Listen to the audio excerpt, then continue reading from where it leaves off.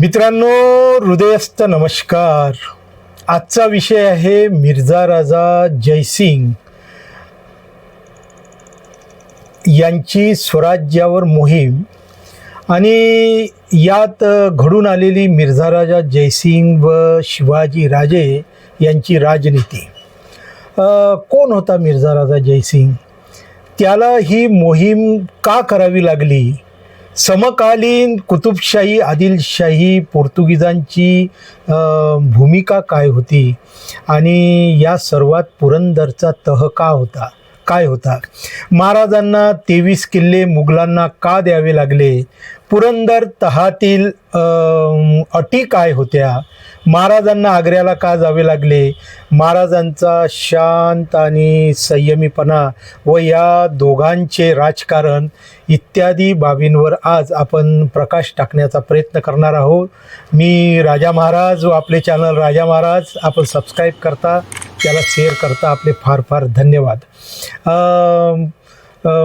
मी जो इतिहास आहे तो सत्य सांगण्याचा प्रयत्न करतो. मिर्झा राजा जयसिंग कोण होता त्याची थोडक्यात माहिती पाहू. वडील महासिंह व आई दमयंती यांच्या पोटी 15 जुलै 1611 रोजी राजस्थानच्या अंबर या ठिकाणी जयसिंगाचा जन्म झाला. हे घराणे म्हणजे म्हणावं नाही पण पिढीजात मुघलांचे चाकर, म्हणजे स्वाभिमान शून्य व उपऱ्यांचे पाय चाटणारे. मिर्झा राजे ही पदवी शहाजहानने दिलेली आहे. मिर्झा राजेने 12व्या वर्षी मुघल सैन्यात पदार्पण केले. दरबारात त्यांचा उल्लेख जफर असर असा करायचे. कछवा भुलाचे कुलाचे भूषण, दारा शिकोच्या विरुद्ध औरंगजेबास तख्त मिळवून दिले. मुघलांची पश्चिम सीमा मिर्झा राजाने सुरक्षित राखली. मिर्झा राजा जयसिंगाने लाहोरची सुभेदारी सुद्धा यशस्वी सांभाळली.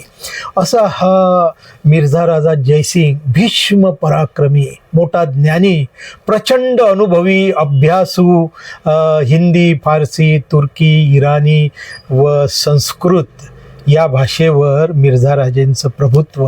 वयाच्या 55 वर्षापर्यंत मध्य आशियातील बलक ते दख्खन येथील भागानगरपर्यंत ते पूर्वेस मोघीरपासून कंदहारपर्यंत ते तलवार गाजवणारे मिर्झा राजा जयसिंग. मिर्झा राजा जयसिंगाला ही मोहीम का करावी लागली? शिवाजी महाराजांनी शाहिस्तेखानाला शास्त केली. मुघल सल्तनीचे नाक कापले गेले. त्यातही हिंदवी स्वराज्याचं वाढतं रूप हे मुघल साम्राज्याला काही बर्दास्त झालं नाही. या पराभवाचा वचपा काढण्यासाठी फार मोठा सेनासागर घेऊन मिर्झाला शिवाजी महाराजांच्या स्वराज्यावर पाठवण्यात आलं. औरंगजेबाचा 47वा वाढदिवस मिर्झा राजा दख्खनेत दाखल झाला. या सेनासागरात दाऊद खान कुरेशी, शेखजादा, सुजन सिंह, बदिल बख्तियार खान, बरकदाज खान, याह्या खान नवाकत, राजगोंड, पुरनमल बुंदेल, कुनात खान, कुतुबुद्दीन खान, उग्रसेन कछवाह, काझी बेग आणि मिर्झा राजा जयसिंगाचा कनिष्ठ पुत्र, त्याचं नाव आहे किरत सिंग, तोही होता. त्याचबरोबर तोपखान्याचा प्रमुख निकोलाओ मानोची व दिलेर खान असे एकापेक्षा एक पराक्रमी सरदारांना घेऊन मिर्झा दख्खनेत उतरला.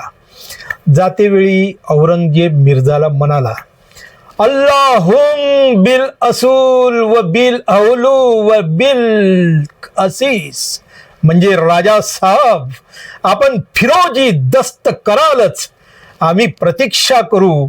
सोबत फार मोठा तोफखाना दिला, ज्यात अब्दुल्ला, फते लष्कर, महेली यासारख्या मोठ्या तोफाही होत्या. आणि हा सर्व आता इथे एक गोष्ट सर्वांनी लक्षात घ्या. मिर्झाने शिवाजी महाराजांविरुद्ध ही जी मोहीम केली तिची संपूर्ण माहिती उपलब्ध आहे. आलमगीरनामा, हप्त अंजुमन, राजस्थानी पत्रे, कुतुते शिवाजी, कारनामा जेठमल, तारिके दिलखुशा, त्याचप्रमाणे मराठी, इंग्रजी, पोर्तुगीज साधने, एकंदरीत मोहिमेचे स्पष्ट चित्र आपल्यासमोर उभे राहते. इथं काही लपून छपून आहे नाही. विशेष म्हणजे निकोलाव मानोची तोफखान्याचा अधिकारी, त्याचेही साहित्य स्टोरिया द मोगोर हे उपलब्ध आहे. या मोहिमेची राजनीती, व्यूहरचना मिर्झा राजे जयसिंगाने कशी केली ते पाहू. काशीवरून हजारो ब्राह्मणांना बोलावून घेण्यात आले व कोटी चंडी यज्ञ करण्यात आला. एक हिंदू दुसऱ्या हिंदूला मातीत मिळवण्यासाठी सज्ज झाला. मिर्झा राजा जयसिंग हा फार मोठा ज्ञानी व अनुभवी सेनापती होता, पण इथे त्यानं यज्ञासारखा याचाही पाठपुरावा केला. चला, त्याने व्यूहरचना आखली, ज्यात त्याने आदिलशाही, कुतुबशाही व पोर्तुगीज यांचे शिवाजी महाराजांसोबत असलेले संबंध तोडले. तशी जरबेची पत्रे सर्वांना गेली.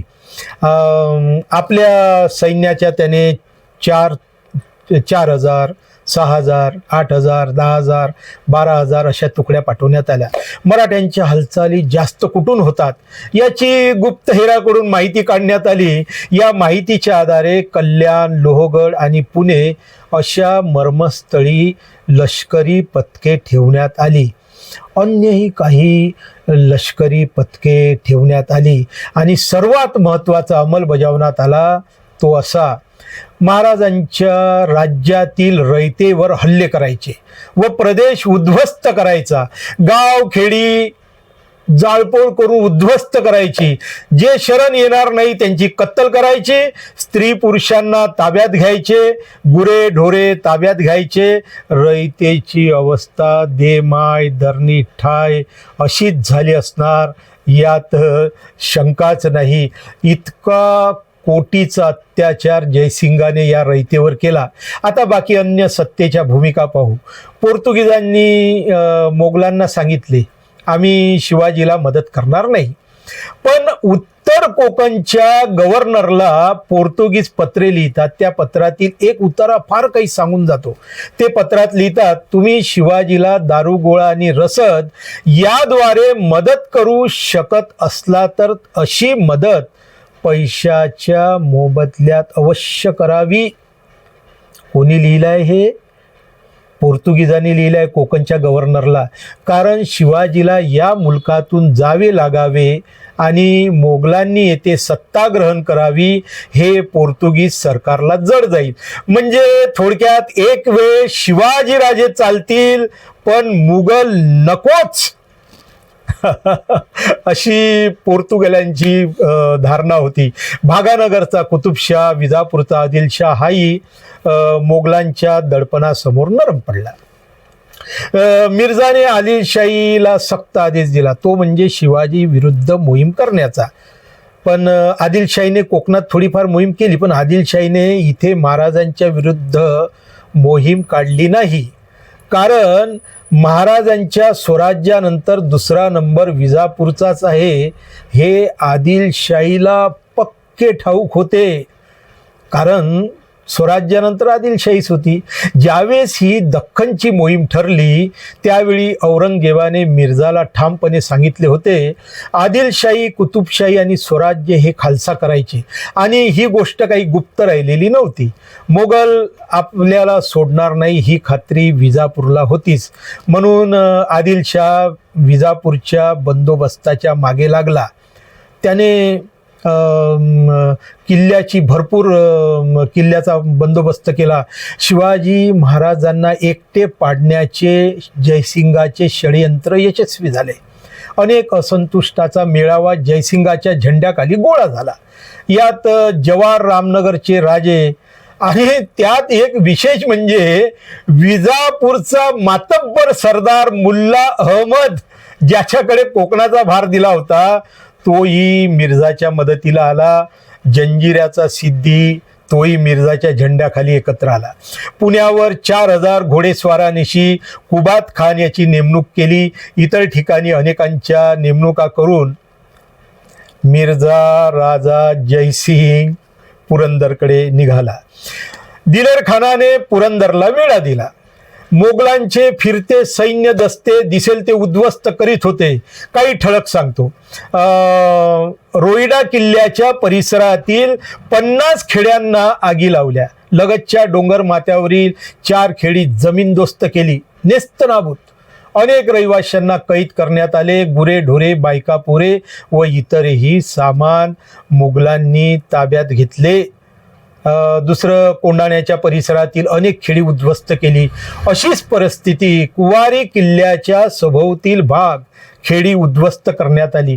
लोहगडच्या पायथ्याशी असलेली समृद्ध खेडी जाळण्यात आली. खेडी जाळणे, स्त्री पुरुष आणि गुरे ढोरे ताब्यात घेणे हाच मोगलांचा ढाचा बनला होता. म्हणजे प्रत्येक ठिकाणी हे सूत्र मोगल वापरत होते. मिर्झा राजा जयसिंगाचा पत्र संग्रह आहे, त्याचं नाव आहे हप्त अंजुमन. यामध्ये पुरंदरच्या वेढ्याचे तपशीलवार वर्णन आले आहे, ज्यावर आपल्याला पुन्हा एक व्हिडिओ करावा लागेल. इथे मी संक्षिप्त रूपात माहिती देतो. किल्ल्यावर मोगलांचे निकरांचे हल्ले आणि मराठ्यांचा तितकाच निकराचा प्रतिकार, म्हणजे मराठे कुठेही मागे हटले नाही. पुरंदरचा किल्लेदार मुरारबाजी याने पराक्रमाची शर्त केली, पण खर्ची पडले. रुद्रमाळ मोगलांच्या ताब्यात आला आणि आता मोगलांनी लक्ष दिले ते पुरंदरकडे. आता शिवाजी महाराजांचा शांत आणि संयमीपणाची भूमिका पाहू. मिर्झा राजा जयसिंगाच्या मोहिमेने आपल्या मुलखाचा नाशच होत आहे हे पाहून महाराजांनी हे युद्ध संपवण्याचा बेत केला. दिल्लीतल्या दुर्योधनाला आणि शाह शकुनी मामालाही शिवबांच्या बुद्धिबळाचा गनिमिक आवाज समजलाच नाही. महाराजांनी मिर्झा राजांच्या छावणीत एक बातमी पेरली. इथे अनेक इतिहासकारांनी दुर्लक्ष केलेलं आहे, पण ही बातमी अशी होती, आज ना उद्या शिवाजी राजे व आदिलशाहीची युती होईल आणि ही खबर मिर्झांच्या कानावर गेलीच असणार, कारण तसे त्याचे पत्र उपलब्ध आहे. अत्यंत दूरदृष्टीचा विचार करून महाराज प्रत्येक पाऊल टाकतात, हे आपण लक्षात घेतलं पाहिजे. दुसरं, महाराज मिर्झा राजा जयसिंगाला भेटायला आले. इथे महाराजांची राजनीती बघा. शिवाजी महाराजांच्या खास विनंतीवरून मराठ्यांनी आपणहून किल्ला मोगलांच्या ताब्यात दिला, म्हणजे पुरंदर किल्ला मोगलांनी जिंकला नाही. किल्ल्यातील शिबंदीला ज्या स्त्री पुरुष मिळून 7,000 माणसे होती, त्यांना महाराजांनी सुरक्षित पुरंदरच्या बाहेर काढले. ज्या 4,000 मावळी मनगटाची दौलत होती, महाराजांनी सर्वांना सुरक्षित बाहेर काढले आणि मिर्झाने सुद्धा ते जाऊ दिले, कारण महाराजांचा अगदीच कोंडमारा झाल्यास निरुपाय होऊन शिवाजी महाराज हे विजापूरला मिळतील आणि एकदा का हे एक झाले तर मोगलांना मोहीम कठीण जाईल. हा विचार जयसिंगाने हप्त अंजुमन या संग्रहात, या पत्राच्या संग्रहात बोलून दाखवलेला आहे. पुरंदर तहाच्या अटी ठरल्या. संक्षिप्त रूपात सांगतो. 23 किल्ले व त्याखालील 4 लाख होणाचा मुलूक राजांनी बादशाला द्यावा. दुसरं, 12 किल्ले व 1 लाख होणाचा मुलूक महाराजांकडे राहील. तिसरं, संभाजी महाराज यास 5,000ची मनसब. आणि चौथं, सांगेल ती कामगिरी महाराजांनी पार पडावी. 5वं, बालाघाट, सातारा, सांगली, कोल्हापूर प्रांताचे 40 लाख होऊन बादशाही तिजोरीत महाराज जमा करतील. अशा पुरंदर तहाच्या अटी आहे. शिवाजी महाराजांना सहजासहजी सोडायचे नाही. मोगल साम्राज्याविरुद्ध हिंदवी स्वराज्य निर्माण करतो अशा शिवाजी राजेला चांगलाच धडा देणे गरजेचे आहे, असे औरंगजेबाचे मिर्झाला सतत खलिते येत होते. शिवाजीला मुळापासून नेस्तनाबूत करावा हाच हेतू औरंगजेबाचा होता आणि तसे त्याचे पत्र येत होते. पण इथे महाराज कुठेही मांडलिक झाले नाही. संभाजीराजाला मनसब दिली. त्याचसाठी त्याने मिर्झांवर लक्ष ठेवण्यासाठी दिलेर खानाची नेमणूक केली. दिलेर खान तर महाराजांचा प्राणच घेणार होता, पण मिर्झा राजांनी त्यात नेहमी व्यत्यय आणला, असे निकोलस मानोची आपल्या ग्रंथात म्हणतो. काय त्याची मजाल महाराजांना हात लावण्याची. आता मिर्झाने महाराजांविरुद्ध अजून एक चाल खेळली. मोगलांनी जंजिऱ्याच्या सिद्धीला कोकणातील मुलखाचा ताबा दिला. वास्तविक हा महाराजांच्या कार्यक्षेत्रातील मुलूक. मिर्झाचे हे वागणे महाराजांना अजिबात आवडले नाही, पण महाराजांजवळ काही इलाज नव्हता. शेवटी महाराजांनी ही कळू गोळी गेली.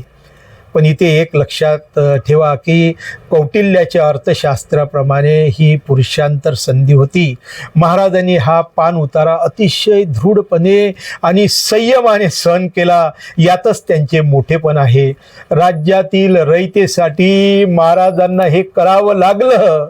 म्हणूनच महाराज झुंजण्यासाठी शिल्लक राहिले आणि स्वराज्याची झुंज यशस्वी करून दाखवली. महाराजांनी जिंकलेल्या स्वराज्याचा डाव मिर्झा राजांनी मोडून टाकला असं मिर्झा राजाला सतत वाटत होतं.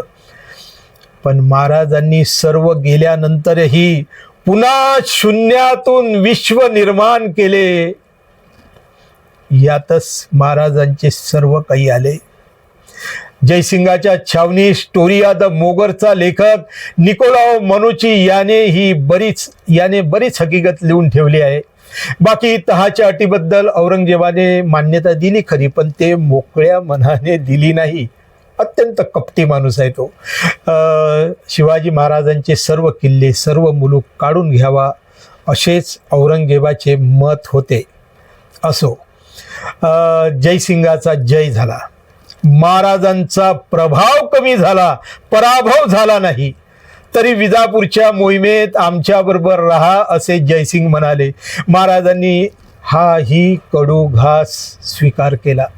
वास्तविक ही मोहीम औरंगजेबाच्या खास हुकमावरून काढण्यात आली होती. विजापूरची तयारी सुद्धा जय्यत होती. 30,000 पायदळ विजापूरने किल्ल्यात जमा केले होते. कुतुबशहाची मदत मिळाली, पोर्तुगाल्यांची मदत मिळाली. मिर्झा राजा जयसिंगाची विजापूर विरुद्ध मोहीम फसली, कारण तोफा नेल्या नव्हत्या व मोहिमेत लागणारी वाहतुकीची साधनेही नव्हती. मिर्झाची अति महत्वाकांक्षा कारणीभूत ठरली. शेवटी मिर्झाने महाराजांना पन्हाळा काबीज करण्याची मोहीम सोपवली. शिवाजी महाराज पन्हाळ्याला पोहोचले. किल्ल्यावर हल्ला चढविला. सेनापती नेतोजी पालकर हा वेळेवर न आल्यामुळे हल्ला यशस्वी झाला नाही. महाराजांचे 1000 सैनिक खर्ची पडले. महाराजांनी नेतोजीची चांगलीच कान उघडणी केली. नेतोजी आदिलशाहीच्या सेवेत गेला. कान उघडणी केल्याबरोबर मोगलांनी बढतीची मनसब नेतोजीला देऊ केली. नेतोजीने आदिलशाही सोडली, मुघलशाहीत सामील झाला व मुसलमान झाला. इथे एक गोष्ट सर्वांनी लक्षात घ्या किंवा स्पष्ट होते. एक गोष्ट स्पष्ट होते. शिवाजी महाराजांच्या अगदी निकट असलेल्या अधिकाऱ्यांना सुद्धा महाराज चालवीत असलेल्या लढ्याचे मर्म हे समजलेच नाही. विजापूरच्या अपयशाचे खापर औरंगजेबाने जयसिंगाच्या डोक्यावर फोडले. आपली बाजू सावरण्यासाठी मिर्झाने हुजुरात हजर होण्यासाठी शिवाजीला उत्तर भारतात पाठविणे गरजेचे आहे असे पत्र औरंगजेबाला लिहिले. ते हप्त अंजुमन संग्रहात आहे. विशेष म्हणजे कौटिल्याच्या अर्थशास्त्राप्रमाणे ही आत्माभीष्ट संधी आहे. मिर्झाचा एकूण अजून एक स्वभाव मी इथे सांगतो. मिर्झा दोन्ही तबल्यावर हात ठेवताना दिसतो. एकीकडे तो महाराजांसोबत प्रेमाने व गोड वागतो, तर दुसरीकडे औरंगजेबाला लिहिलेल्या पत्रात तो महाराजांना शिव्या देतो. हेटाळणीचे अनुदार उद्गार काढतो. ती भाषा इथे सांगणे गरजेचे नाही. इथे सर्वांनी एक गोष्ट लक्षात घ्या. महाराजांना बादशाने दरबारात बोलावून घ्यावे असे सुचवणारा मिर्झा राजा जयसिंगच आहे. महाराजांनी आग्रा येथे जावे यासाठी त्यांचे मन वळविण्यात मिर्झाने आपले सारे कौशल्य पणास लावले. काही प्रांत आम्ही परत देऊ अशी आशाही मिर्झाने दाखवली. या सर्व प्रकरणात मिर्झाच्या राजनीतीचे काही दडपण असेल महाराजांवर याचा विचारच न केलेला बरा. मिर्झाची एकही गोष्ट टाळणे महाराजांना शक्य नव्हते. आपल्या रयतेसाठी महाराजांचा हा त्याग प्रसंगी आपला पुत्रही पणाला लावावा लागला. गेले महाराज आग्र्याला गेले. पण त्यानंतर 28 ऑगस्ट 1667 रोजी याच कोटी चंडी यज्ञ करणाऱ्या मिर्झा राजास त्याच्याच दिवाणाने बुऱ्हाणपूर येथे वीज देऊन त्याला ठार मारले. कोणाची राजनीती सरस ठरली हे तुम्हीच ठरवा. मित्रांनो, मी इथेच हा विषय संपवतो. विषय फार गंभीर आहे, विस्तीर्ण आहे आणि तो सर्व लिहिलेला आहे. मी राजा महाराज इथेच आपली आज्ञा घेतो. आपले राजा महाराज चॅनल सबस्क्राईब करा, त्याला शेअर करा. धन्यवाद. जय शिवराय.